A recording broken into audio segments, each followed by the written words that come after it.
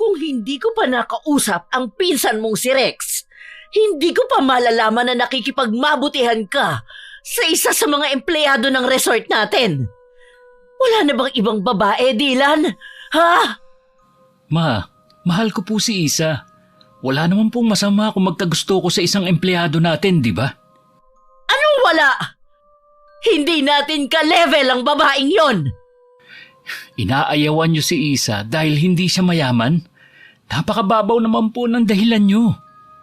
Hindi mababaw ang dahilan ko. Iniisip ko lang ang kapakanan mo.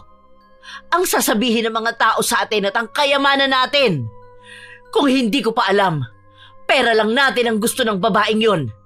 Gustong makaahon sa kahirapan, kaya ka inakit. Hindi po niya ako inakit. Talagang nahulog ang loob namin sa isa't isa.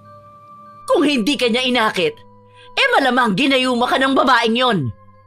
Kahit ano po ang sabihin niyo, hindi ko po hihiwalayan si Isa. Ipaglalaban ko ang pagmamahala namin. Subukan mong suwayin ako. Tatanggalan kita ng mana. Gawin niyo po, Ma. Mas pipiliin ko pa rin si Isa. Walang halaga sa akin ang yaman natin kung hindi ko naman kasama ang babaeng pinakamamahal ko. Ang tigas talaga ng ulo mo. Dahil sa babaeng yon, natuto ka ng suwayin ako. Sa loob ng ilang taon, lagi ko na lang kayong sinusunod. Mula sa kakainin, sa damit na susuotin, sa pagpili ng mga kaibigan at sa kursong dapat kong kunin.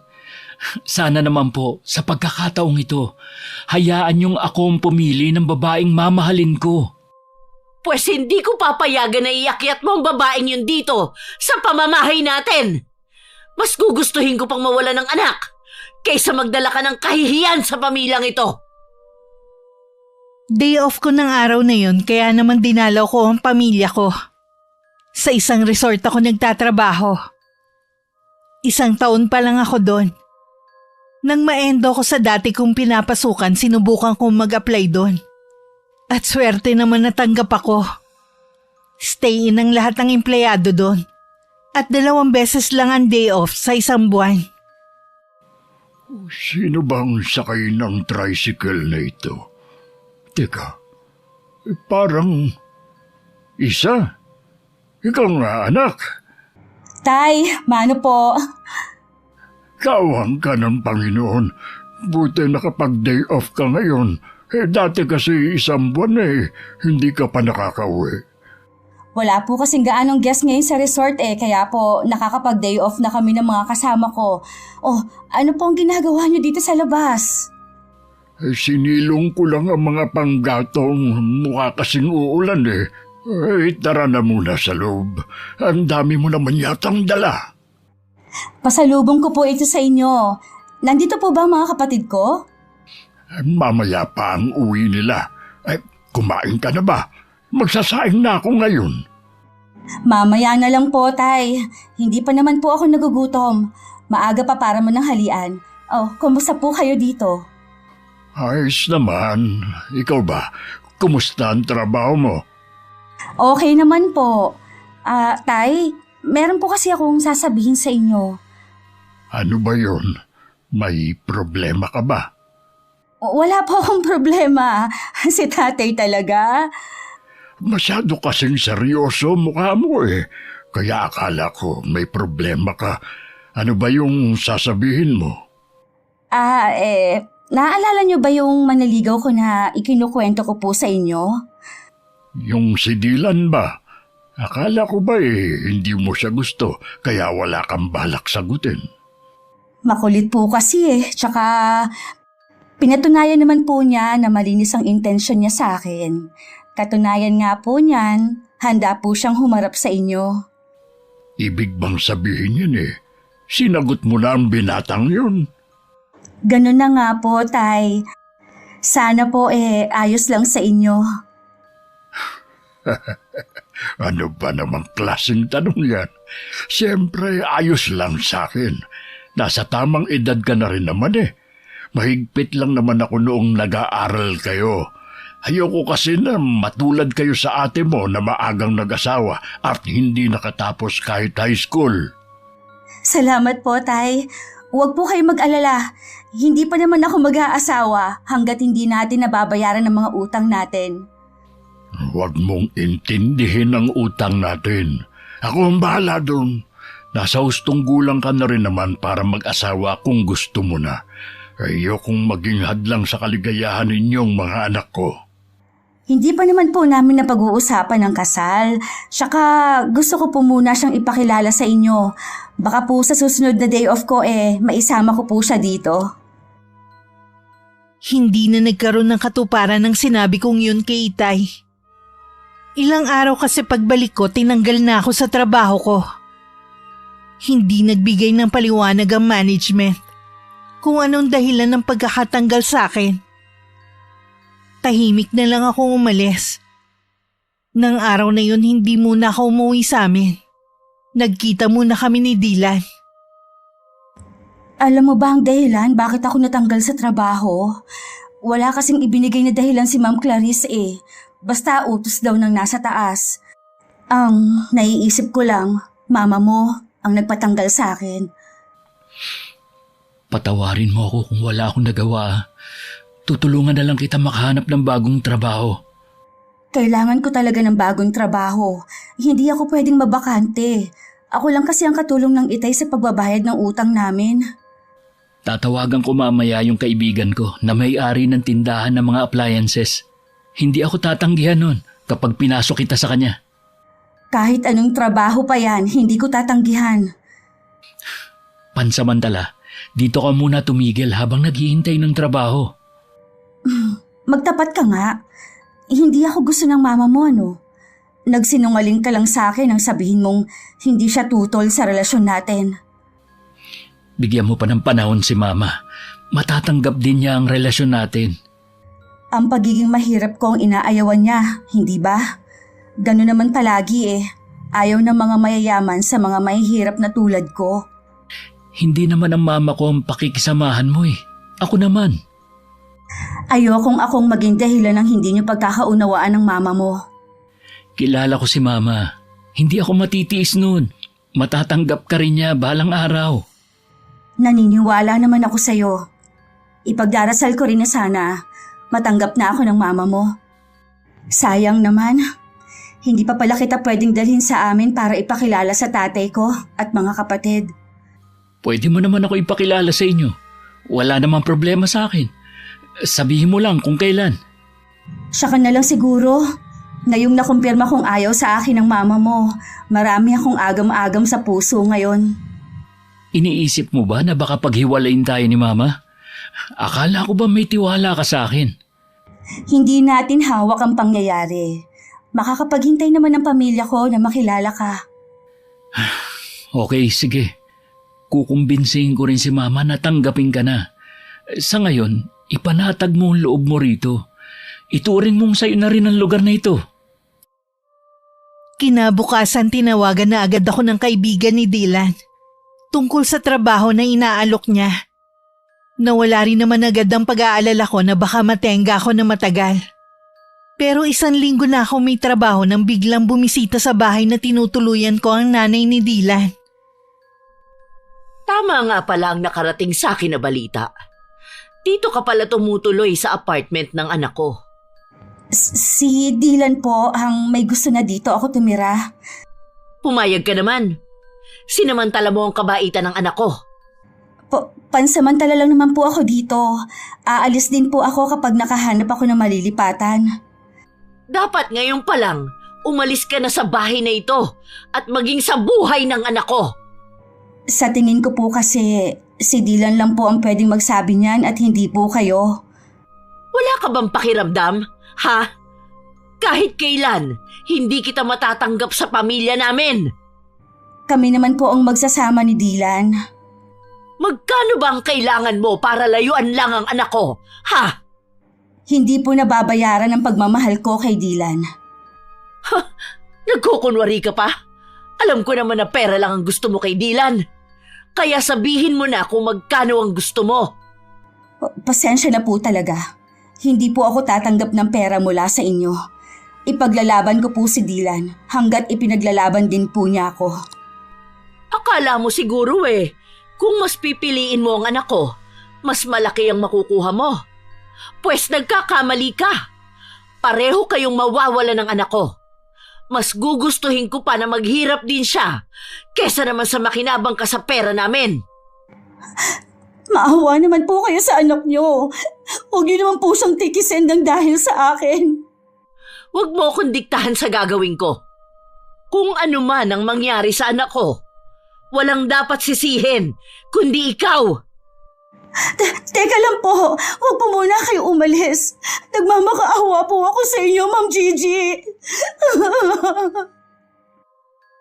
Alam kong tototohanin ng mama ni Dylan ang mga sinabi niya. Hindi ko tuloy maiwasang mag-alala para sa kanya. Kaya isang mabigat na desisyon ang ginawa ko. Pagbalik ni Dylan, agad ko siyang kinausap. Ano? Gusto mong makipaghiwalay sa akin? Bakit naman? Sa tingin ko, kahit kailan, hindi tayo matatanggap ng mama mo. Nandito siya kanina. Gusto niyang umalis ako dito sa buhay mo. Hindi ako papayag.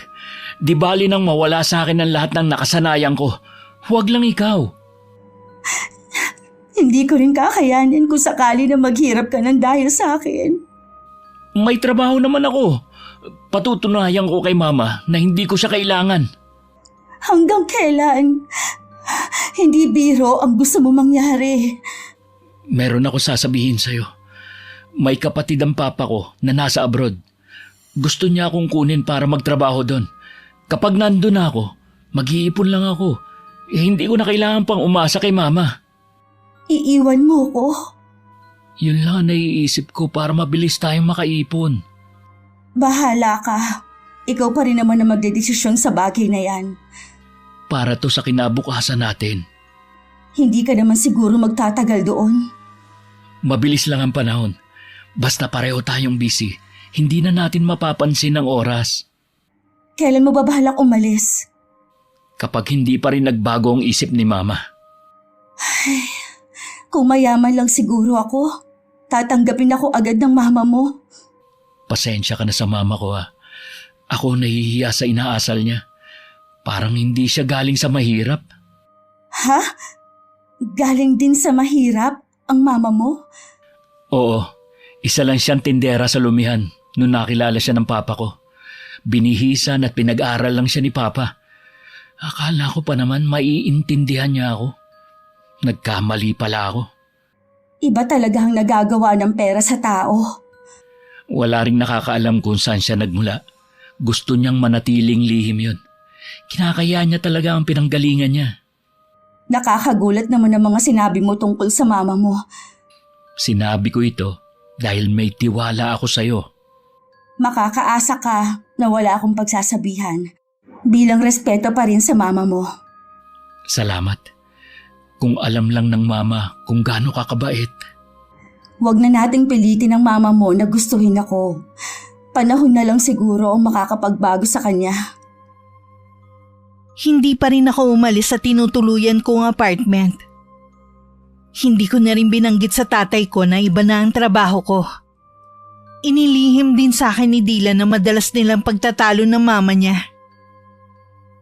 Hindi mo ba talaga titigilan ng babae na yon, ha? Talaga bang sinusuway mo na ako na iyong ina? Ayoko naman po kayong suwayin, pero sumusobra na kayo eh. Pati personal kong buhay pinangihimasukan nyo na. Dahil alam ko kung anong makakabuti sa'yo. At ang babaeng yon, hindi siya makakabuti sa'yo. Dahil ba sa pagiging mahirap niya? Baka nakakalimutan nyo kung saan rin kayo nanggaling. Dapat nga po, mas naiintindihan nyo si Isa. Hindi mo kailangan pang ipaalala ang naging buhay ko noon. Ang papa mo nga nung nabubuhay pa, kinalimutan na ang nakaraan ko. Bakit hindi mo magawa? Baka sakali lang po kasi na matauhan kayo sa ginagawa niyong pangmamata kay Isa. Wala naman po kayong pinagkaiba eh. Anong walang pinagkaiba? Hindi mo ba nakikita? Mahirap lang ang babaeng yon. Samantalang ako, mayaman. Yon ang kaibahan namin. Yumaman lang kayo nung mapangasawa niyo ang papa. Oo na, tama ka. Kaya ano ngayon? Kahit paulit-ulit mong balikan ang nakaraan ko, hindi pa rin magbabago ang isip ko. Hindi ko pa rin matatanggap ang babaeng yon. Kung ganun po, wala din akong pagpipilian kundi ang umalis sa bahay na ito. Magkanya-kanya na lang po tayo. Dylan, nang dahil sa babaeng yon, tatalikuran mo ang lahat ng ito at ako na mama mo? Walang silbi ang mga ito kung wala naman ang pinakamamahal kong babae. Wala ka na bang babae na mahanap? Ha? May kakilala ako na babaeng babagay sa'yo. Huwag niyo pong ipagpilitan ng ibang babae. Buo ng pasya ko. Kung hindi niyo kayang tanggapin si Isa, aalis na lang po ako. O sige, akala mo ba pipigilan kita? Ha? Umalis ka na! Huwag ka nang babalik dito! Kadarating ko lang galing sa trabaho nang dumating si Dylan na dala ang mga gamit niya. Para bang dala na niya ang lahat ng damit niya. Hindi naman nagtagal ipinaliwanag niya ang naging pagtatalo nila ng mama niya. Sigurado ka na ba sa desisyon mo? Baka naman pagsisihan mo bahalang araw yan. Oo naman, at kahit kailan hindi ako magsisisi. Salamat at ako ang pinili mo. Pero hiling ko pa rin na sana magkaayos kayo ng mama mo. Hindi ko naman sinasara ang posibilidad na magkaayos pa kami. Sa ngayon, magsaya muna tayo at kalimutan ang problema. Oo ba? Tutulungan na kita na mag-ayos ng gamit mo. Bukas, tatawagan ko na ang tito ko. Sayang kasing inaalok niyang trabaho sa ibang bansa. Naisip ko nga, baka pwede kitang pasunurin doon. Talaga? Susunod ako doon? Oo, maganda ngang ideya yun. Kapag nandun na tayo, hindi na tayo mapapakialaman pa ni Mama. Dati, pangarap ko talagang makarating sa ibang bansa. Hindi ko akalain na balang araw pwede pala yung matupad. Lahat posible. Basta may pagsisikap at sabayan mo pa ng dasal. Siya nga pala, dito na ba talaga tayo titira? Oo, bakit? Ayaw mo ba rito? Kasi alam ito ng mama mo. Paano kung guluhin niya tayo dito? Ngayon ko lang nga naisip yan. Huwag kang mag-alala. Hahanap ako ng pwede nating lipatan. Mabuti pa ayusin na natin itong mga gamit mo habang maaga pa. Hindi ko akalain na yun na magiging masayang sandali sa buhay ko. Para na kami mag-asawa ni Dylan. Kulang na lang kasal. May mga araw lang talaga na nasisira dahil sa pagpunta ng mama niya. Hinahayaan ko na lang na si Dylan ang humarap. Hindi ka ba naaawa sa akin, anak? Ang laki na ng ibinagsak ng katawan ko dahil sa problemang ibinibigay mo sa akin. Wala sana tayong magiging problema kung tatanggapin niyo lang si Isa. Talagang hindi mo na ako mahal. Ipinagpalit mo na ako sa babaeng kailan mo lang nakilala. Mahal ko naman po kayo at hindi yun magbabago. Hindi niyo ba alam, dahil sa ginagawa niyo, lalo niyo lang akong pinahihirapan? Masyado ko nang ibinababa ang sarili ko. Saan ka nakakita na isang ina na paulit-ulit na nanunuyo sa anak? Nagmamakaawa pero hindi man lang lumambot ang puso. Ma... Huwag mo ko yakapin. Ito na ang huling pagkakataon na makikiusap ako sa'yo. Pagod na ako. Hindi na rin ako makikipagkita sa'yo kahit kailan. Sa tingin mo kaya, magiging masaya ka habang nalulungkot ang mama mo? Alam ko na hindi magiging ganap ang kaligayahan ko. Pero ito na po ang pasya ko. Patawarin niyo ako, Ma, kung paulit-ulit kong pinasasama ang loob niyo. Matigas ka talaga. Wala na akong masabi. Ayoko na po nahaharap siya sa inyo. Nasasaktan din siya sa mga sinasabi niyo. Nakakainggit ang sobrang pagprotekta mo sa kanya. Tungkulin ko po yun bilang magiging asawa niya. Balak mo pa talaga siyang pakasalan. Opo, Ma. Ganun ko po siya kamahal. Sana lang, hindi mo ito pagsisihan. At maging masaya ka sana sa desisyon mo sa buhay. Mula nga nun hindi na kami ulit ginulo ni Ma'am Gigi. Dapat nga matuwa ako pero kabaliktaran ng nararamdaman ko. Nang wala akong pasok, dinalo ko sina tatay. Bakit natagalan ka na naman sa pag-uwi mo ngayon? At saka, akala ko ba'y ipapakilala mo na sa amin ang nobyo mo? Kasi po, Tay, hindi na po ako sa resort nagtatrabaho. Si Dylan naman po masyadong abala. Huwag po kayo mag-alala, makikilala niyo rin po siya. Bakit ka naman umalis sa resort? Okay ba yung bago mong trabaho ngayon? Opo, mas okay po itong napasukan ko ngayon. Natanggal po kasi ako Mabuti nga, ilang araw lang may trabaho na po ako. Ha? Natanggal ka?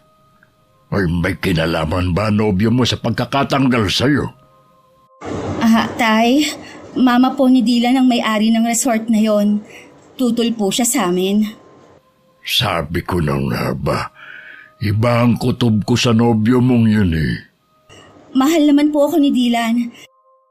Ipinaglalaban naman po niya ako sa mama niya. Ay, hanggang kailan kanya ipaglalaban? Hanggang po sa matanggap ako ng mama niya. Hindi ko gusto na maging kontrabida sa inyo ng nobyo mo pero, anak, paalala lang ito. Ang mayayaman para lang sa kapwa mayaman. Nag-aalala ako na baka dumating ang araw na puro paghihirap lang ang danasin mo sa piling niya. Hanggat kasama ko po si Dylan, hindi niya po ako pababayaan. Mangako ka sa akin na hindi ka maglilihim. Lahat ng problema mo sa hinaharap, sasabihin mo sa akin. Oo naman po, Tay. Pangako po, hindi ako maglilihim sa inyo. Tingin ko handa na kayong lumagay sa tahimik na buhay. Sana naman, maipakilala mo na siya sa amin ng mga kapatid mo. Nangako naman po si Dylan na haharap sa inyo. Busy lang po talaga siya ngayon, lalo at wala na po siya sa poder ng mama niya. Ginawa niya talaga yon, ha? Ganun po niya ako kamahal. Sa kabilang banda naaawa pa rin ako sa mama niya. Magulang din ako, kaya alam kong masakit sa kanya na iwan ng anak. Naaawa din po ako, kaya lang, yun na lang po ang naiisip ni Dylan para hindi na kami mapakialaman ng mama niya. Ipagdarasal ko na sana matanggap ka ng mama niya sa lalong madaling panahon. Binanggit ko ulit kay Dylan na gusto siyang makilala ni Itay. Agad naman siya naglaan ng araw kung kailan kami makakapunta sa amin. Nang umuwi kami, mainit naman ang pagtanggap sa kanya ni Itay at ng mga kapatid ko. Salamat naman, iho, at pinaunlakan mo na makilala ka namin. Noon ko pa po kayo gustong makilala. Kaya nga lang po napakarami ko pong inaasikaso. Maraming binanggit na magaganda mong katangian ng anak ko. Nasabi rin niya natutol sa relasyon niyo ang mama mo. Kami po ang magsasama. Iyon naman po ang mahalaga. Wala naman akong tutol sa inyo. Kaya lang hindi mo maiaalis sa akin na mag-alala para sa anak ko. Hindi ko po pababayaan ang anak niyo. Aalagaan at mamahalin ko po siya habang nabubuhay ako. Nakikita ko ang senseridad sa mga sinasabi mo. Naniniwala ako na kaya mo siyang pasayahin. Meron lang akong isang hiling. Ano po yun? Mangako ka na kahit anong mangyari, hindi mo pagsasamahin sa isang bubong ang anak ko at ang mama mo. Sa isang tahanan, isa lang ang dapat ang reyna. Malabo po na magsama ang mama at si Isa sa iisang bubong. Pero para po mapanatag kayo, pangako po, nabibigyan ko ng sariling bahay ang anak niya.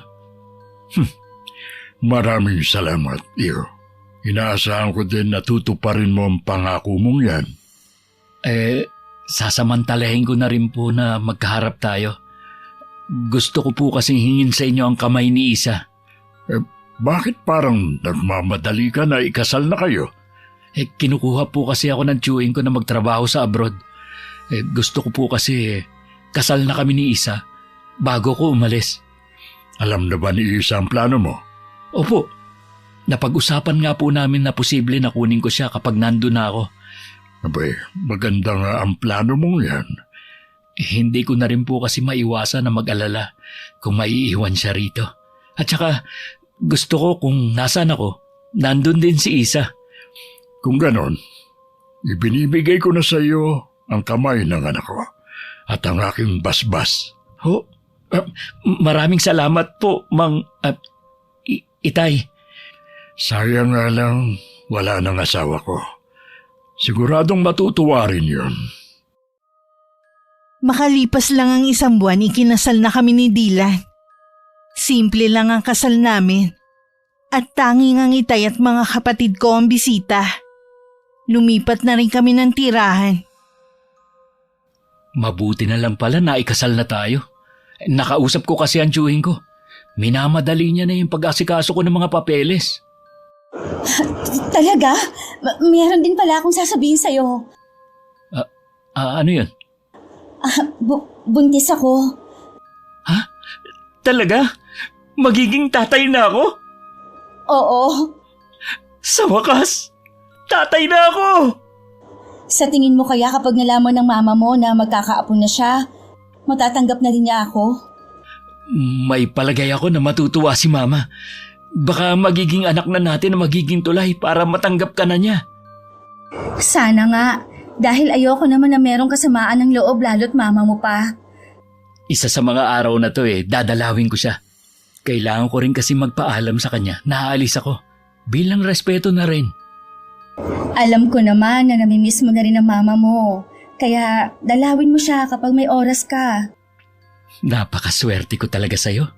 Sa kabilahan ng mga ginawa sa'yo ng mama ko, hindi ka pa rin nagtanim ng galit sa kanya. Hindi kami pinalaki ng mga magulang namin para magalit sa kapwa. Kung may nakakaalitan man kami, laging sinasabi sa aming magkakapatid na idaan na lang sa dasal. Alam naman ng Panginoon kung sino ang gumagawa ng masama sa kapwa. Mabuti pa, lumabas tayo at kumain. Sige, gusto ko yan. Matagal na rin yung huli tayong lumabas Nang sumunod na araw, dinalaw ni Dylan ng mama niya sa bahay nila. Nagulat pa ang asawa ko sa nakitang pagbabago sa mama niya. Tumanda kasi ang itsura ng biyanan ko. At malaki rin ang nabawas na timbang dito. Nagkasakit po ba kayo?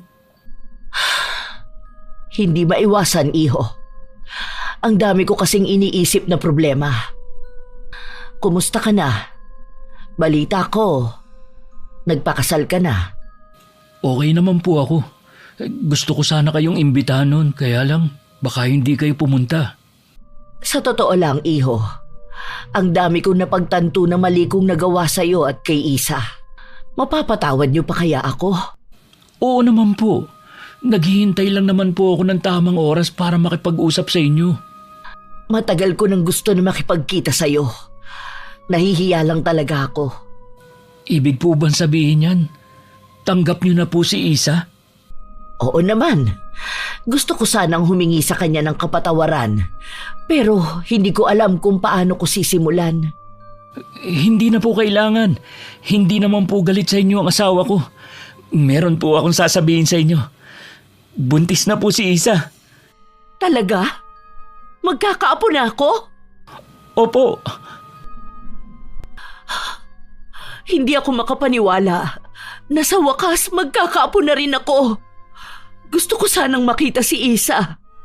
Kahit anong oras po pwede kayong dumalaw sa bahay. Sige, kapag wala akong gagawin pupunta ako sa inyo. Ma? Bakit nga pala si Manang Elma na lang ang nandito? Ha? Kwan kasi, ako na lang naman ang tao rito sa bahay natin. Naisip ko na magbawas na lang ng mga kasambahay. Ganun po ba? Sorry ma, kung dahil sa akin namroblema kayo. Wala kang kasalanan, anak. Sabi ko nga, marami ako napagtanto na mga ginawa ko na hindi tama. Ang intindihin mo na lang ay ang asawa mo at ang magiging anak ninyo. Dadalawin ko na lang kayo palagi dito sa atin. Isama mo na rin si Isa. Nung ikwento ni Dylan ang tungkol sa malaking pagbabago sa mama niya, hindi ako makapaniwala. May pagdududa pa rin sa akin kung talagang mabait na nga ba ang mama niya. Kaya nung dumalaw ulit siya, hindi ako sumama. Nagdahilan na lang ako na masama ang pakiramdam ko. Sayang naman, hindi mo kasama si Isa. Nitong mga huling araw po kasi laging masama ang pakiramdam niya. Ganon talaga ang mga buntis. Unawain mo na lang at huwag aawayin. Mabuti na rin siguro na hindi siya nakasama. Meron po kasi akong gustong itanong sa inyo eh. Ano yon, iho? Totoo po bang lugi na mga negosyong iniwan ni Papa? Bago pa mamatay ang ama mo, palugi na talaga. Sinubukan ko naman na isalba kaya lang hindi ko na rin kinaya. Alam mo naman ang negosyo. Para yung sugal. Bakit hindi niyo po sinabi? Gusto ko sanang sabihin sa'yo noon. Kaya lang ay abala ka kay Isa. Ano na lang po ang negosyong naiwan ng pamilya? Wala na, iho. Kahit ang resort, iba na ang may-ari nun. Ito na lang bahay ang natira sa atin. Paano po kayo? Huwag mo akong alalahanin. May konting ipon pa naman ako dyan. Ma, kinukuha na po ako ni Tio Michael para magtrabaho sa ibang bansa. Paano ang asawa mo? Kung kailan naman buntis siya saka mo siya iiwan. Kesa naman po na andito lang ako sa atin. Ngayon, wala na po tayong negosyo. Obligasyon ko na rin kayo. Ang bait mo talaga, anak. Kaya lang, ayoko naman na may masabi sa akin ng asawa mo. Wala pong sasabihin si Isa. Kung meron man, yung tulungan kayo. Nanghihinayang ako sa mga panahon na hindi ko nabigyan ng pagkakataong makilala noon ang asawa mo. May pagkakataon pa naman kayo na makilala si Isa. Oo nga.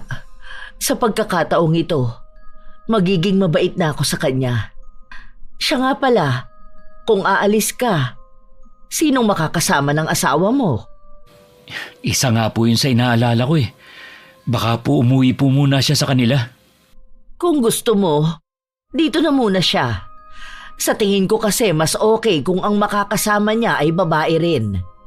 Di ba, tatay na lang meron siya at mga kapatid naman niya ay pamilyado na.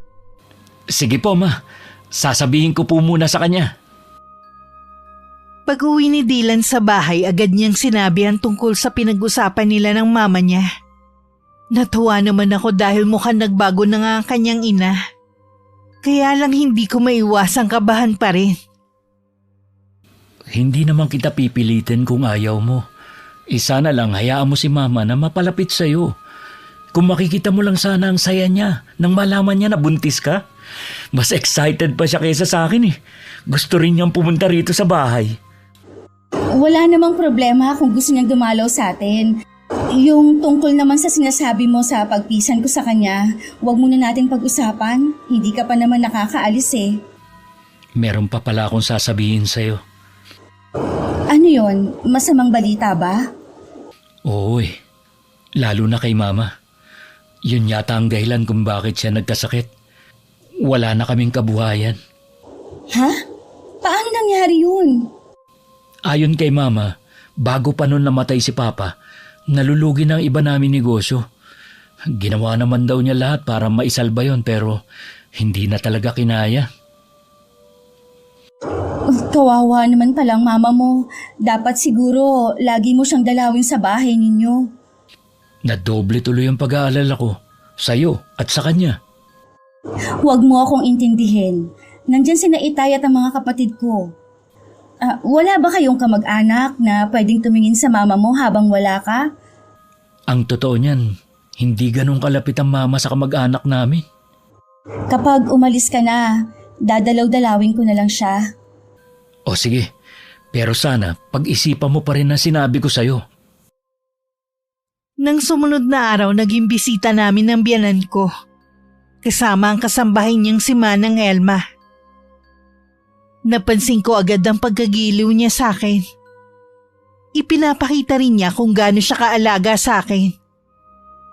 Ang dami rin niyang bilin sa pagbubuntis ko. Iha, sana mapatawad mo ko sa lahat ng mga sinabi ko sa'yo noon ha. Inaamin ko na masyado ako naging mapagmataas dahil sa katayuan ko sa buhay. Nakalimutan ko kung saan ako nanggaling. Kalimutan na po natin yun. Wala na po sa akin ang mga pangyayari. Ang mahalaga po tanggap niyo na po ako. Bigyan mo sana ako ng pagkakataon na makabawi sa'yo. Patutunayan ko na pwede mo akong maging pangalawang ina. Naniniwala naman po ako sa inyo. Hindi niyo po kailangan patunayan. Salamat, Iha. Kapag umalis na si Dylan, aalagaan ko kayo ng magiging apo ko. Mukhang seryoso pinag-uusapan nyo ah. Sinasabi ko lang kay Isa na aalagaan ko sila ng magiging apo ko. Siya nga pala, Iho. Napansin ko na konti lang ang prutas sa ref. Damihan mo sa susunod na pagbili. Kailangan nyo ng asawa mo at ng magiging anak nyo. Opo ma, sa susunod po na mamalengke kami. Saka, Iha, gulay at isda ang lagi mong kainin. Huwag masyadong karne.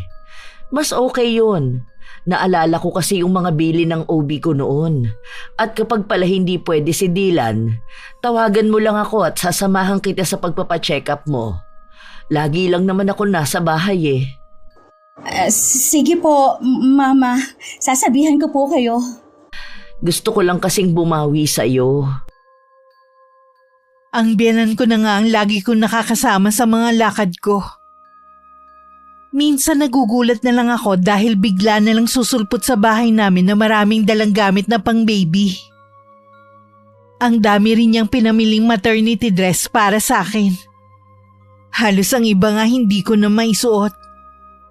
Tawang-tawa naman si Dylan sa mga kinuwento ko sa kanya. Sabi ko nga sa'yo mas excited pa si mama kaysa sa atin. Wala na nga tayong bibilhin Kinumpleto na ng mama mo. Kapag tinititigan ko nga kayo, parang kayo ang mag-ina Minsan nagugulat na lang ako. Nandito na sa bahay at ang daming dalang pagkain. Nag-aalala kasi siya nang sabihin ko na hindi ako makakain. Isinusuka ko rin kasi kapag ba sinabi ko sa'yo na tumira na tayo sa bahay ni mama, okay lang ba sa'yo? 1 buwan na lang kasi haalis na ako. Ay, ikaw ang bahala kung gusto mo na doon na tayo tumigil sa bahay ng mama mo. Wala ka naman sigurong masabi sa pag-aalaga niya sa'yo, di ba? Para na rin ulit ako nagkaroon ng pangalawang ina sa katauhan ng mama mo. Hindi ko lang talaga maiwasan na malungkot. Parang gusto kong pigilan ng oras para hindi ka agad umalis. Para din sa kinabukasan natin ang gagawin ko. Hindi rin naman kasi sasapat sa atin kung dito ako magtatrabaho. Naiintindihan naman kita Hindi ko lang kasi maiwasan na malungkot. Basta kapag nandun ka na lagi kang tatawag Oo naman. Kung alam mo lang na nalulungkot din ako dahil wala na ako dito kapag nakapanganak ka na. Hindi lang ako masyadong nag-aalala dahil alam ko hindi ka pababayaan ng pamilya mo at ng mama ko. Bigla akong naisip. Hindi ba pwedeng pagkatapos ko na lang manganak siya ka umalis? Nakakahiya sa tiyuhin ko. Siya kasi ang gumastos sa lahat para hindi na mabawasan ang ipon ko. Malaki rin kasi ang gagastusin Ganun ba? Ayos lang.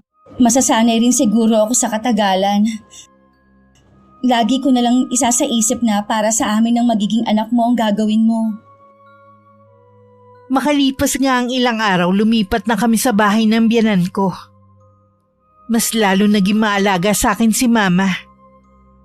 Kulang na lang pati pagpunta ko sa banyo, samahan ako. Hindi lang nagustuhan ng itay ang ginawa naming paglipat. Nung dumalaw kasi ako sa kanila, nabanggit ko ang tungkol doon. Bakit kailangan niyo pang pumisan sa bahay ng biyanan niyo? May sarili naman kayong bahay Alam ko po na nag-aalala kayo pero nagbago na po ang biyenan ko. Kung makikita niyo sana ang pag-aalaga niya sa akin, hindi niyo iisipin na minsan siyang naging malupit sa akin. Hindi pa rin ako sang-ayon. Kahit nagbago na ang biyanan mo, hindi pa rin tama na pumisan kayo. Mas gugustuhin ko pa na bumalik ka na lang dito sa bahay natin. Nakakahiya naman po sa mag-ina. Baka isipin naman ng biyanan ko na nagmamalaki po ako. Siya na nga itong nagpapakumbaba Hindi mo pa rin maalis sa akin na mag-alala. Ang layo pati ng bahay ng biyanan mo. Paano kung may mangyari sa'yo? Hindi ka namin agad mapupuntahan. Wala pong masamang mangyayari sa akin. Huwag kang tumawa dyan. Hanggang ngayon wala pa rin akong tiwala dyan sa biyanan mo. Bakit naman po, Tay? Ang mapepera kasi, kahit kailan hindi yan magbabago. Kapag matapobre na sila, magbago man ang panahon, mananatili silang matapobre. Ibig niyo pong sabihin, pakitang tao lang ang ginagawa ng biyenan ko? Ano naman po ang mapapala niya? Hindi ko alam kung anong dahilan ng biyanan mo. Kapag umalis ang asawa mo at hindi pa rin nagbabago ng pakikitungo sa iyo ang biyanan mo, doon lang ako maniniwala na tanggap ka na nga niya. Pinapakaba niyo naman po ako eh. Kapag nag-ibang pakikitungo sa iyo ng biyanan mo, tawagan mo lang ako at susunduin kita doon. Opo, Tay. Pero umaasa pa rin po ako na mali kayo. Nawala rin naman sa isip ko ang mga sinabi ng Itay sa akin. Pagdating kasi sa bahay, nadatnan ko na naman ang biyanan ko na maraming pinamili para sa amin na magiging anak ko. Tuluyan na naglaho ang konting pagdududa sa akin. Dumating na rin ang araw ng pag-alis ni Dylan. Naging malungkot ang sandaling yun para sa amin. Mag-iingat ka dun ha.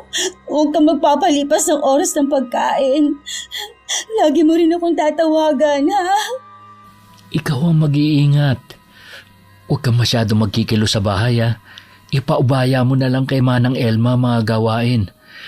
Lagi mong susundin ang mga bilin ng mama sa'yo ha. Tumawag ka agad sa amin kapag nandun ka na, ha? Huwag mong alalahanin ang asawa mo rito. Hindi namin siya pababayaan ni Manang Elma. Mag-iingat ka roon. Opo ma, ingatan niyo po ang kalusugan niyo. Huwag niyo na pong isipin ang mga nalugi nating negosyo. Hindi na, iho. Ipinaubaya ko na lang sa may kapal ang lahat. Lagi kitang ipagdarasal. Salamat po ma. Paalam na. Hanggang sa muli. Mahal ko kayo na magiging anak natin. Kayong inspirasyon ko para magtagumpay sa buhay. Sige na, iho. Pumasok ka na sa departure. Tatanawin ka na lang namin mula rito. Hindi ko napigilan na mapaiyak ng malakas. Tsaka lang kami umalis nang hindi na namin makita si Dylan. Pagdating sa bahay, tumuloy na sa kanyang kwarto si Mama. Nagpahinga na lang din ako. Iha, gising na. Pinapatawag ka ni Ma'am Gigi. Ay, anong oras na po ba, Manang? Pasado 5:00 na. Hapon na po pala. Napahaba ang tulog ko. May kailangan po ba sa akin ng mama? Hindi ko alam eh. Basta sabi niya gisingin kita. Ay, wala na nga pala si Dylan. Bigla na naman tuloy bumigat ang pakiramdam ko. Huwag kang masyado mag-iisip na malayo ang asawa mo. May masamang epekto rin kasi yan sa bata. Hindi ko po kasi maiwasan, Manang. Sandaling panahon pa lang po kami nagsasama bilang mag-asawa, tapos nagkalayo na agad. Para din naman sa inyo ang gagawin ni Sir Dylan eh. Iyon na nga lang po ang iniisip ko. Tsaka, mabilis lang naman ang panahon. Iyon nga po ang sabi niya eh. Kaya mabuti pa eh. Tumayo ka na riyan. Baka mainip na sa'yo si Ma'am Gigi. Ano kaya ang kailangan sa akin ni Mama? Baka meron na naman siyang biniling bagong gamit para sa baby. Hindi ko alam eh. Maghapon lang naman kasi siya sa kwarto niya. Inaantok pa po kasi ako, Manang eh. Ituloy mo na lang mamaya ang pagtulog mo. Tsaka para makakain ka na rin. Wala ka pang kain mula kanina eh. Ay sige na nga po, maghihilamos lang po ako bago lumabas. Nasa may sala si Ma'am Gigi. Doon mo na lang siya puntahan. Ihahanda ko lang ang pagkain mo sa kusina. Pagkatapos ko maghilamos at magpalit ng damit, Lumabas na ako para puntahan ng biyanan ko. Nakaupo siya sa sala at may kausap sa cellphone. Nang makita niya akong palapit, tinapos na niya ang pakikipag-usap. Pinatawag niyo daw po ako, Mama. Kanino pa kita ipinapatawag? Bakit ngayon ka lang lumabas ng kwarto mo? Ay, pasensya na po, Ma. Mabigat po kasi ang pakiramdam ko. Hindi po ako nakabangon. Ano? Idadahilan mo na naman yung pagbubuntis mo? Hindi po ba ganito naman ang buntis? Mula nang dumating ka rito, dinaig mo pa ako. Para kang donya na bawal mapagod. Ma, bakit po ba kayo ganyan magsalita ngayon? Ganito na talaga ako noon pa. Ikaw naman, dalang-dala sa pinapakita ko sa iyong kabaitan. Ibig po bang sabihin, hindi totoong kabaitan at pag-aalala na ginagawa ninyo sa akin? Ginawa ko lang yun para makuha ko ulit ang loob ng anak ko. Pinagmukhaan ninyo kaming tanga ni Dylan. Paniwalang-paniwala pa naman siya sa inyo. Ikaw lang ang tanga. Akala mo ba tuwang-tuwa ako sa ginagawa ko sa'yo? Kung alam mo lang, halos masuka-suka ako sa pagdampi ng kamay ko sa'yo. Mabuti pa pang bumalik na lang po ako sa bahay namin. Anong babalik? Hindi ka aalis dito hanggat hindi mo nababayaran ang lahat ng nagastos ko sa'yo. Sa paanong paraan ko po kayo bababayaran? Mula ngayon, magsisilbi ka rito sa bahay bilang kasambahay. Po, babayaran ko na lang po ang lahat ng binili niyo sa akin. Anong ipambabayad mo? Pera ng anak ko? Kung kinakailangan po mangutang ako. Matigas din ang ulo mo. Subukan mo lang na hindi sumunod. Tatawagan ko si Dylan. Hindi mo naman siguro gustong mag-alala ang asawa mo doon, hindi ba? Wala akong nagawa kundi ang sumunod. Tuluyan na rin tinanggal ni Mama ang maskara niya. Nang mag-voice call si Dylan, gusto ko nang magsumbong. Pero iniisip ko na baka naman ma-stress lang ang asawa ko. Bakit namamagamang ang mata mo? Umiyak ka ba? Ha? Hindi. Kagigising ko lang kasi. Sabi nga ni Mama nung tumawag ako, lagi kang nga raw tulog. Nakatawag ka na? Oo, hindi ba nabanggit sa'yo ni Mama? Ha? Baka nakalimutan lang niya banggitin. Alam mo ba sobrang lungkot ko rito? Parang gusto ko na nga umuwi. Umuwi ka na lang dito. Pwede naman tayo magtiis kung ano lang ang meron. Gustuhin ko man, nangako ako kay Mama na babayaran ko lahat ng pagkakautang namin. Akala ko ba para sa atin ang pag-alis mo? Kasama na siyempre yun.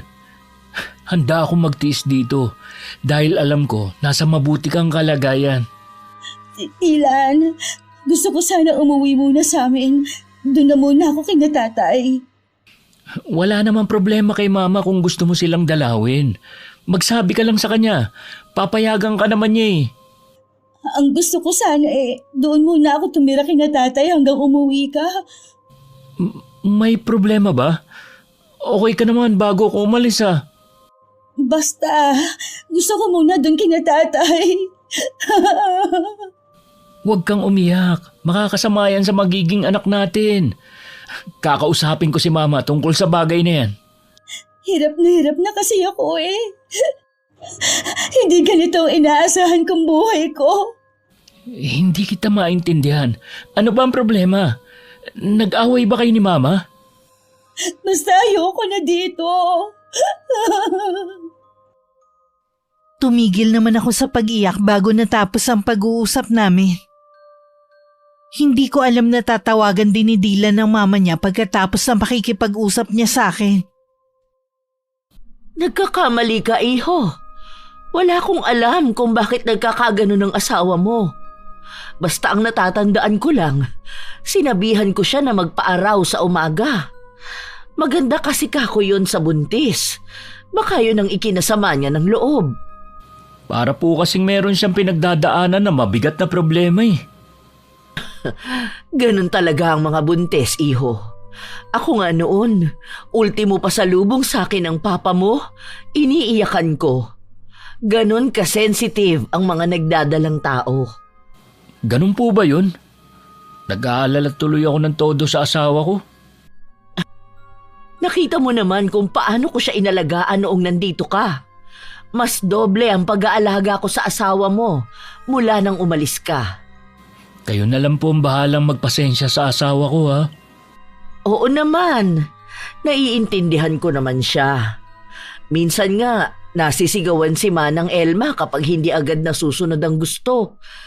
Hinahayaan na lang nung pobre. Hindi ko po alam na may ganun siyang ugali. Hindi ko pa kasi siya nakikita na magalit noon eh. Dahil nga yun sa pagbubuntis niya. Hayaan na lang natin. Kapag nakapanganak naman ang asawa mo baka babait na ulit siya. Ako na po ang humingi ng dispensa sa ginagawa niya. Pakisabi na lang po kay Manang Elma. Oo, sasabihin ko sa kanya. Sana lang, iho. Huwag mo naman paniwalaan ang lahat ng sumbong sa'yo ng asawa mo. May mga katibayan ako rito na nagpapatunay na maayos ang lagay niya rito sa bahay. Opo, naniniwala naman po ako sa inyo. Sa totoo lang, iho, bigla akong kinabahan nang bigla kang tumawag dahil sa sumbong ng asawa mo. Hindi ko po kasi pwedeng baliwalain ang sumbong niya, lalo't buntis siya.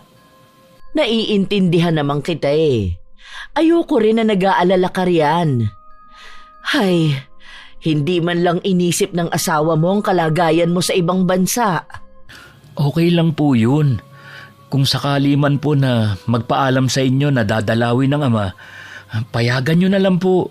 Baka kasi namimiss na rin niya ang pamilya niya. Oo ba? Sasamahan ko pa siya sa kanila. Gusto ko rin kasing makilala ang pamilya niya Mabuti po kung masasamahan nyo siya. O paano, iho? Saka na lang tayo mag-usap ulit. Magpahinga ka na. Alam ko, gabi na dyan. Nasa labas ako ng kusina noon at naglalaba.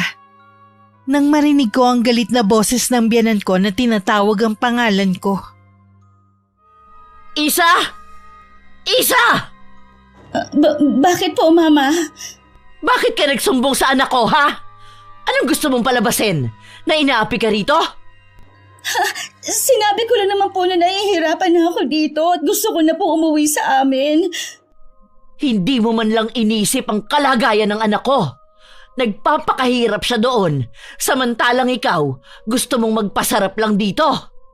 Dapat sa'yo, maghirap din dito. Payagan niyo na po ako umalis dito. Para niyo na po awa. Hindi ka makakaalis dito hanggat hindi ka nakakabayad ng utang mo. Halika rito! Bitiwan niyo po ang buhok ko! Aray! Nasasaktan po ako! Talagang masasaktan ka kung hindi ka titigil sa pagpupumiglas mo! Bitiwan niyo po ako! Hindi! Ingungudgud kita rito sa nilalabhan ng magtanda ka! Bitiwan niyo ako! Yan ang bagay sa'yo! Magtatanda ka na siguro ngayon. Hindi sa lahat ng oras pwede kang magsumbong sa anak ko. Bakit niyo po ba ginagawa sa akin to? Tama lang sa'yo ang magdusa. Ginusto mong mapabilang sa pamilya ko. Hayan ang pa-welcome ko sa'yo. Hindi po ba kayo nag-aalala sa magiging apo ninyo? Anong apo ang pinagsasasabi mo? Hindi nga ako sigurado kung saan ako yan. Malay ko ba kung nagpabuntis ka muna sa ibang lalaki at saka mo pinaako kay Dylan? Anak po ito ni Dylan. Apo ninyo ang batang nasa sinapupunan ko. Maawa naman po kayo sa akin. Baka kumapaano ang sanggol na ito na dahil sa ginagawa ninyo. Wala akong pakialam. Mabuti nga para mawalan na ng koneksyon sa'yo ang anak ko. Hindi lang mabibigat na gawain sa bahay ang pinagagawa sa akin ni Mama. Madalas din akong hindi pakainin. At ikinukulong sa bodega na tanging maliit na bintana lang ang meron. Si Manang Elma lang ang karamay ko sa lahat ng pagpapahirap sa akin ng biyanan ko. O ito, dinalan kita ng pagkain. Bilisan mo lang ha, at baka biglang dumating si Ma'am Gigi. Siguradong pareho tayong mananagot. Salamat po, Manang Elma. Kung wala po kayo, baka bumigay na po ako. Malupit talaga si Ma'am Gigi. Kahit sa aming mga kasambahay niya.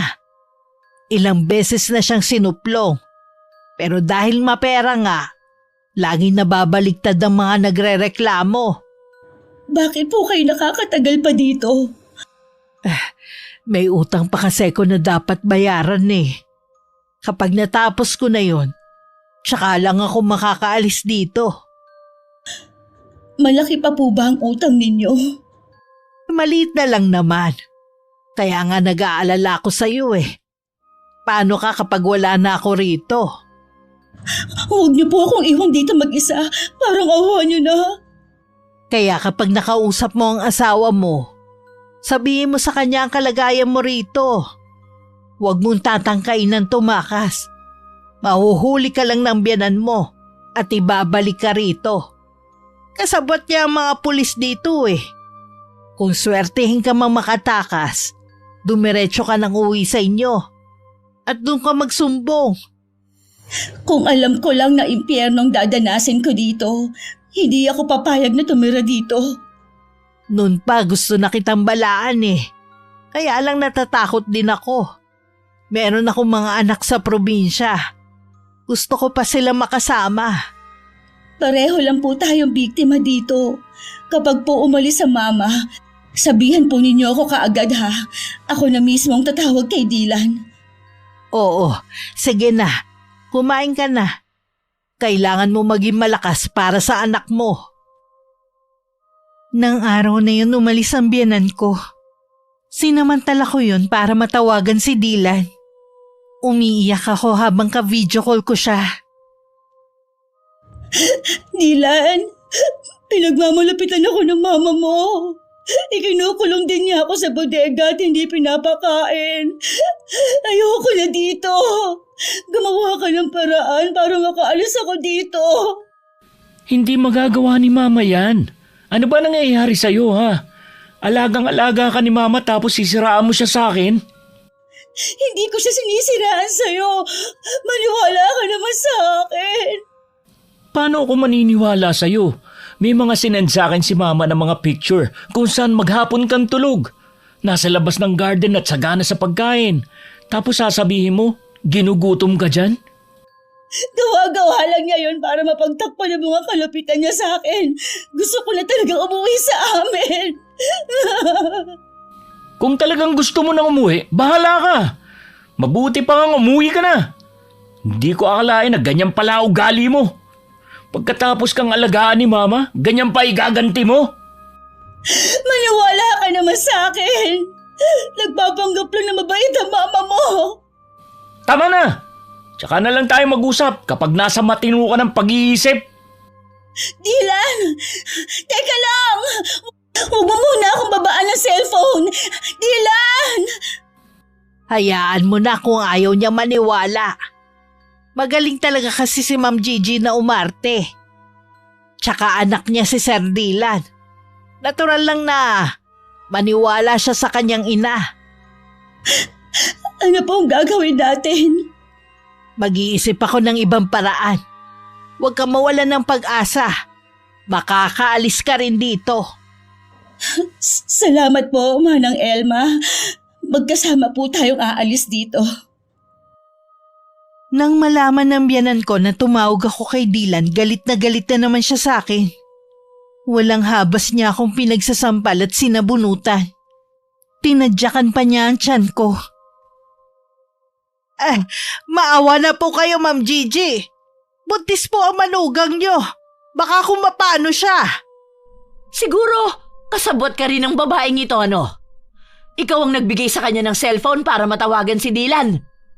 Hindi po, Ma'am. Maniwala kayo. Tiyakin mo lang, Elma. Dahil kung hindi, pati ikaw mananagot sa akin. Opo, Ma'am. Puro ka opo. Huwag mong pakakainin ng babaeng yan hanggat hindi ko sinasabi. Huwag mo rin siyang bibigyan ng tubig. Ma'am, buntis po si Isa. Baka kung anong mangyari sa kanya. Wala akong pakialam. Basta sumunod ka lang sa akin. Kung gusto mo pang makauwi sa pamilya mo, baka gusto mong dagdagan ang utang mo sa akin. Huwag po, ma'am. Maawa kayo sa akin. Ikulong mo ang babaeng yan sa bodega. Hayaan mo siyang mabulok doon. Wala na si ma'am. Ayos ka lang ba, ha? Anong masakit sa'yo? Ang tiyan ko, Manang Elma. Parang naninigas. Diyos ko, lakasan mo ang loob mo, ha? Wala tayong mahihingan ng tulong dito. Tara na muna sa higaan mo. Magpahinga ka na muna. Mamaya ipupuslit kita ng pagkain. Kasalanan to ni Dylan. Kung hindi siya nagsumbong sa mama niya na tumawag ako, hindi ko ito sasapitin. Parang gusto ko na rin magalit sa kanya eh. Maiwan na muna kita, ha? Babalikan kita mamaya. Baka kasi managot ako kay ma'am kapag hindi ako naglinis eh. Maghapong masama ang pakiramdam ko. Sobrang sakit din ang puson ko at balakang. Kahit dinalhan ako ng pagkain ni Manang Elma, hindi ko rin nakain. Kinabukasan lalong sumama ang pakiramdam ko. Mataas din ang lagnat ko. Pinunasan din ako ni Manang ng basang bimpo. Para kahit papano bumaba ang lagnat ko. Nasaan si Isa? Bakit ikaw ang naghahanda ng almusal? Ma'am Gigi, nakahiga pa rin po si Isa. Kagabi pa po siya nilalagnat eh. Nag-iinarte lang ang babaeng yon. Umiiwas lang siya sa mga gawain dito sa bahay. Hindi po siya umaarte, ma'am. Talagang masama ang pakiramdam niya. Pinainom mo ba ng gamot? Hindi ko po alam kung anong gamot ang pwede sa buntis eh. Baka po kailangan na natin siya dalhin sa ospital. Hindi natin siya dadalhin sa doktor! Dito lang siya magpapagaling. Baka po kung ano mangyari sa kanya. Hindi mo ba narinig ang sinabi ko? Dito lang siya. Tapos! Opo. Mamaya mamalengke ka.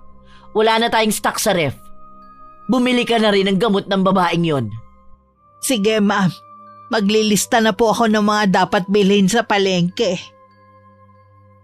Kahit nangihina, pinilit kong imulat ang mga mata ko na marinig ko ang sinasabi ni Manang Elma. Hinihingi niya ang address ng bahay namin. Sasabihin daw niya sa tatay ko ang kalagayan ko. Masama na po ang lagay ni Isa. Kaya naglakas loob na akong takasan ng amo ko para maipaalam sa inyo ang kalagayan ng anak ninyo.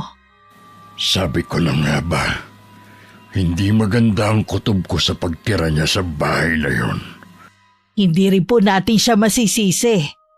Magaling po talagang umarte si Ma'am Gigi. Napaniwala niya si Isa na tanggap na siya.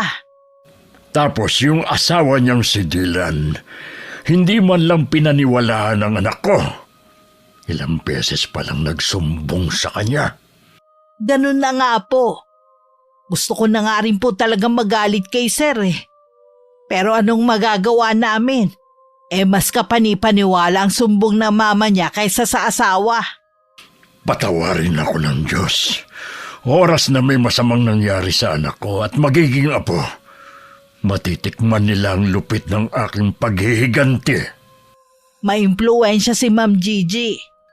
Madali lang niya malulusutan ng mga reklamo sa kanya. Madalas kung sino pa ang biktima, sila pa ang nababaliktad.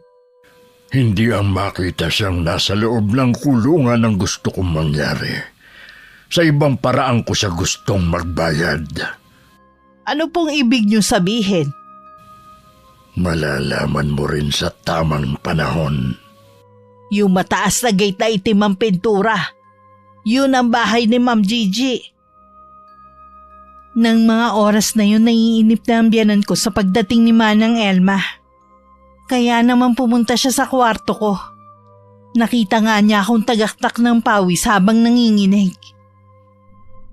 Mukha ngang may sakit ang manugang ko. Para na siyang walang dugo sa sobrang putla. Ito naman kasing si Elma. Sa palengke lang pupunta hanggang ngayon wala pa rin. Oh, dumating na yata ang babaeng yon. Mabuti naman.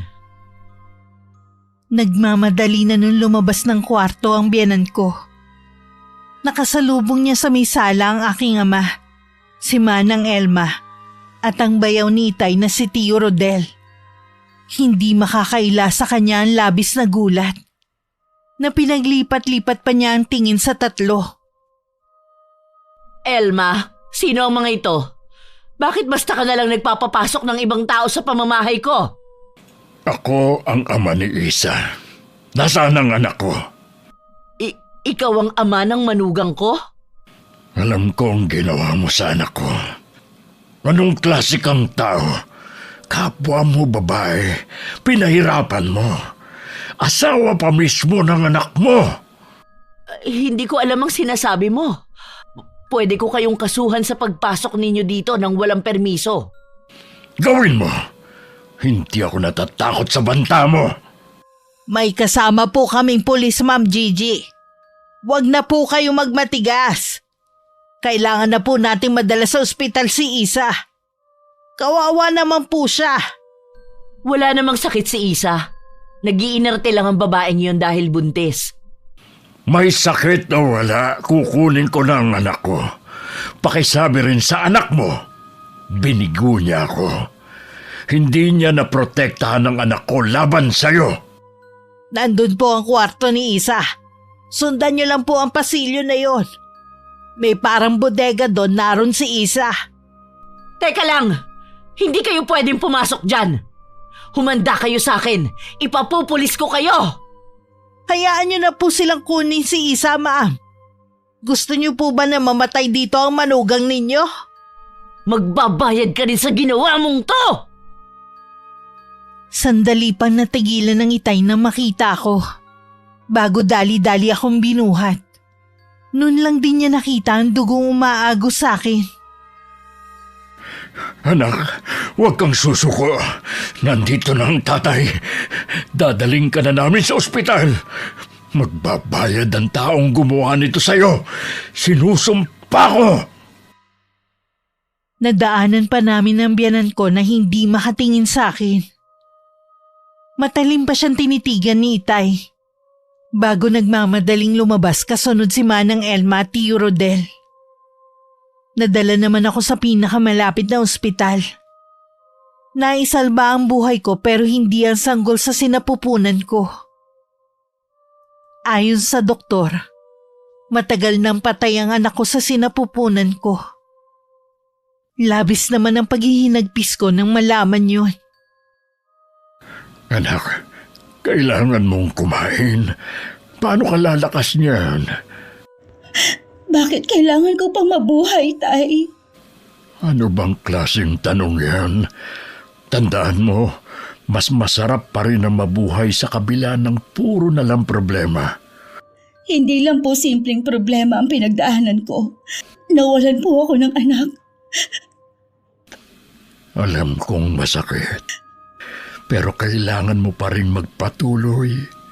Isipin mo na lang na hanggang doon na lang siya. Hindi nakatadhana na makita niya ang ganda ng mundo. Walang dapat sisihin kundi ang malupit na biyanan ko. Siya ang may kasalanan. Huwag ka nang umiyak. Nasasaktan din kami ng mga kapatid mo kapag nasasaktan ka. Hayaan niyo na lang po muna ako mapag-isa, Tay. Iwan niyo na lang po ang pagkain dyan. Iiwan ko tapos hindi mo na naman kakainin. Kakainin ko po, pangako. Gusto ko lang po talaga mapag-isa. O sige, sa labas lang ako ha. Tawagin mo lang ako kapag may kailangan ka. Wala namang magawa ang Itay kundi ang lumabas ng silid ko. Nag-aalala naman si Manang Elma na naghihintay sa labas.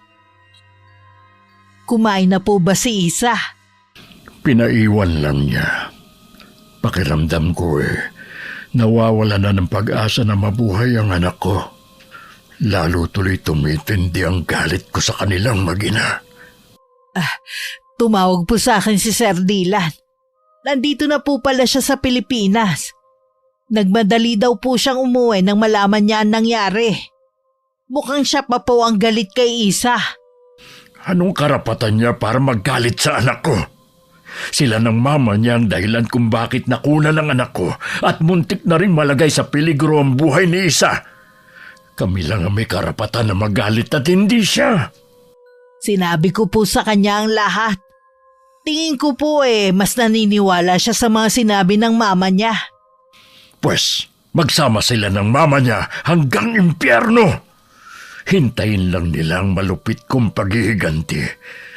Walang magulang na nais makita ang anak sa kalunos-lunos na kalagayan. Ipaparamdam ko sa kanilang hirap na naranasan ni Isa. Habang nagsasalita ang Itay, hindi maiwasang kilabutan ni Manang Elma. Pakiwari niya kasi parang nanggagaling sa ilalim ng lupa ang boses ni Itay. Sumagi tuloy sa isip niya na baka may alam sa karunungang itim ang tatay ko. Hating gabi na noon nang bumangon ng Itay at lumabas ng bahay. Sa lumang kamalig siya nagpunta. Sa loob nakahanda na ang mga kakailanganin niya sa gagawing pangbabarang sa biyanan ko. Ngayon pa lang, humihingi na ako ng kapatawaran sa gagawin ko. Alam kong kasalanang mortal ang aking gagawin. Pero ito lang ang tanging paraan para mabigyan ko ng hustisya ang nangyari sa anak ko. Titiyakin ko na bawat himay-may, mararamdaman mo ang sakit. Kinabukasan hindi ko na nagisna ng Itay. Sabi ni Manang Elma maaga daw umalis at may pupuntahan lang. Hindi muna umalis sa matandang babae sa bahay namin. Dahil sa pakiusap na rin ng Itay para may titingin sa akin. Nangako sa kanya ang Itay na sasagutin na ang pamasahe niya pauwi sa kanila. Salamat po, Manang. Kahit wala na po tayo sa poder ng biyenan ko, hindi niyo pa rin po ako pinabayaan hanggang ngayon. Hindi ka na kasi iba sa akin Kahit dito man lang makatulong ako sa'yo. Hindi po ba kayo uuwi sa inyo? Alam ko po, sabik na rin kayong makasama ang pamilya ninyo. Gusto ko muna kasing masiguro na ayos ka na. Hindi pa po, pero para sa mga taong nagmamahal sa akin at umaasa, magpapatuloy po ako. Ganyan nga, Iha. Masakit mawalan ng anak. Pero hindi pa naman yun ang katapusan ng lahat. Huwag kang mawawala ng pag-asa, ha? Maging wise ka na lang sa susunod. Opo, lagi ko pong tatandaan ang sinabi ninyo. Nang mga oras na yun namimilipit naman sa matinding sakit ang biyanan ko. Wala rin tigil ang pagsuka niya ng dugo na may mga kasamang buhay na mga uod na mas malaki pa sa butil ng kanin. Kinailangan ding kalbuhin ng biyanan ko dahil pinamahayan na ng mga alupihan ng buhok niya. Nagsugat-sugat na rin ang ulo niya dahil sa nana. Ilipat mo na lang ako sa ibang ospital, anak. Mga wala namang kwenta ang mga doktor dito. Hindi naman nila ako mapagaling-galing. Ma, pangatlong ospital na natin to. At isa pa, wala na tayong pera. Mabuti nga may tumutulong pa sa atin Hirap na kasi ako. Imbis na gumaling ako, mas lalo pang lumala ang sakit ko. Bakit ganun? Pare-pareho ang sinasabi nila. Walang makitang sakit sa akin. Hindi kaya karma na ito sa akin? Pinagsisihan nyo na rin naman ang mga naging kasalanan nyo dati, di ba? Kaya hindi yan karma. Oo, pero may isang tao na kailanman hindi ako magagawang patawarin. Yun ay ang tatay ni Isa. Wala naman po kayong kasalanan sa kanya Sa kanya, wala. Pero malaki ang kasalanan ko kay Isa. Patawarin mo ko, anak. Nagsinungaling ako sa'yo. Lahat ng sinabi sa'yo ng asawa mo, Totoo lahat yun. Ano po? Paano niyo nagawa yun, Ma? Buntis si Isa noon. Malamang totoo rin ang sinabi sa akin ni Manang Elma. Oo. Totoo ang mga sinabi niya. Ako ang dahilan kung bakit namatay ang anak mo. Dahil sa pagmamalupit ko kay Isa. Maiintindihan ko kung hindi mo ko mapapatawad. Ang laki pala ng kasalanan ko sa asawa ko. Imbis na tulungan at damayan ko siya, nagalit pa ako sa kanya. Kung sakali man na magkita kayo ulit, ihingi mo ko sa kanya ng kapatawaran. Alam ko kasi, hindi na kami magkakaroon ng pagkakataon na magkita. Baka linggo, araw, o baka oras na lang ang itatagal ko kapag hindi pa rin nila nalaman ang totoo kong sakit. Huwag po kayong mawawalan ng pag-asa. Magagaling ang doktor sa ospital na to. Ayoko pa sanang mamatay. Pero anong magagawa natin kung hanggang dito na lang ako? Humahanap na po ng luna sa mga doktor kung paano nila kayo mapapagaling.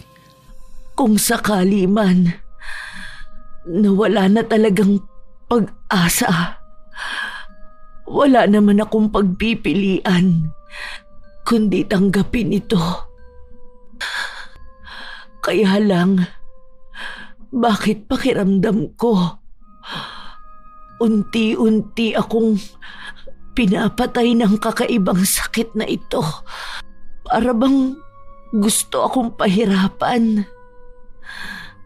Ang mabuti pa po magpahinga na kayo. Pilitin niyo pong matulog. Ilang gabi na rin kayong gising eh. Pakiramdam ko kasi, oras na ipikit ko ang mga mata ko, hindi na muli akong magigising pa. Nasa isip niyo lang yan. Ako mismo ang gigising sa inyo bukas. Sige na po, matulog na kayo. Nang pumikit ang mga mata ng biyanan ko, dun na napaiyak si Dylan. May posibilidad kasi na hindi na magising ang kanyang ina. Tinapat na rin kasi siya ng doktor. Hindi nila kayang gamutin ng mama niya. Hindi rin nila matukoy ang tunay na sakit nito. Kinabukasan nagisnan na lang ni Dylan ang ina na wala ng buhay. May tumutulo pa na itim na likido mula sa bibig at ilong nito. Nagkalat din ng mga buhay na insekto na ilang araw nang pumapapak sa katawan ng ina. Wala silang kaalam-alam na kagagawan yun ng aking ama. Pangako, ito na ang huling pagkakataon na gagamitin ko ang kaalaman ko sa pagbabarang. Hindi ko nais na maipasa sa mga anak ko ang aking kasalanan. Ayokong silang singilin ng karma. Makalipas ang 1 linggo, pumunta sa bahay si Dylan. Ang itay na lang ang kumausap sa kanya.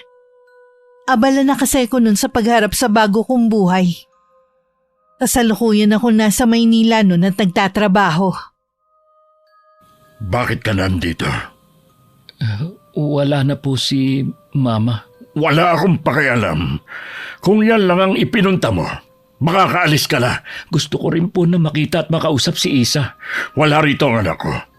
At isa pa, hindi ka rin niya harapin pagkatapos ng mga ginawa mo. Alam ko po na walang kapatawaran ang ginawa namin ni Mama. Bago siya namatay, pinapasabi niya ang taus-puso niyang paghingi ng kapatawaran. Huli na para magsisi pa siya. Wala na rin magagawa ang paghingi niya ng kapatawaran. Sinira niyo na ang buhay ng anak ko. Lalo ka na. Wala kang isang salita. Sinabi ko na sa iyo, huwag mong pagsasamahin sa iisang bubong ang iyong ina at asawa dahil kahit kailan. Hindi maaaring dalawa ang reyna, pero anong ginawa mo? Patawarin niyo ako, Tay. Nakalimutan ko. Akala ko talaga nagbago na si Mama. Kalimutan na natin ang pangyayaring yun. Kalimutan mo na rin ang anak ko. Kahit na anong mangyari, hindi na ako papayag na makipagbalikan pa siya sa'yo. Hindi niyo po pwedeng pangunahan ang desisyon ni Isa. Gusto ko po na marinig mismo sa kanya na ayaw niya na ako makasama. Kahit gusto ka pa niyang makasama, sa pagkakataong ito, ako nang masusunod. Huwag niyo naman po sanang gawin din ang ginawa ni Mama. Tignan niyo ang naging resulta sa pakikialam niya. Magkaiba kami ng mama mo. Kabutihan lang ng anak kong iniisip ko, wala nang iba. Kaya kalimutan mo na si Isa. Kahit anong pagpupumilit ni Dylan, hindi niya napilit ang itay sa gusto niyang mangyari. Hindi ko naman isinasara ang puso ko para kay Dylan. Sa ngayon gusto ko muna maghilom ang sugat na sila rin mag-ina may gawa. Wakas. Kung hindi ko pa nakausap ang pinsan mong si Rex, hindi ko pa malala